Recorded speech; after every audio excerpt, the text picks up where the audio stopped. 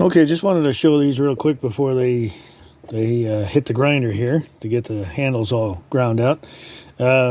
These two right here are Frontier patterns, my Frontier trade knife pattern, and this one has got that reclaimed barn chestnut wood that I was talking about in my last video. As you can see, that's got some serious character going on. Now, of course, these always look like a mess, you know, before I get to the grinder and get them all polished up and ground out. But it gives you an idea what they're going to look like. This one right here is Tiger. You can see a little bit of the curl in that. This is just a regular Frontier. Now, this one is that Fighter that I was talking about. And I've already ground the swedge in there. I may deepen that a little bit, I'm not sure. And depending on how the dimensions go, I may put those finger grooves in this one as well.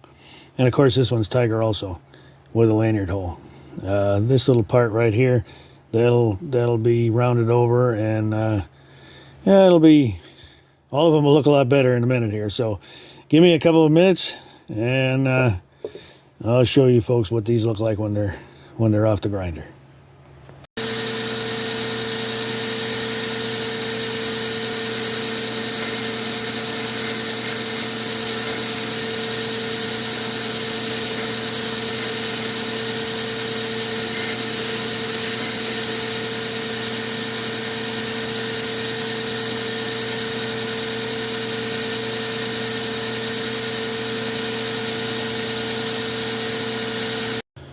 Okay, so here they are again, after I've ground out the handles, all completely done now as far as that part of it. And here's the one with the antique barn chestnut wood. Now this has got the first coat of oil on it.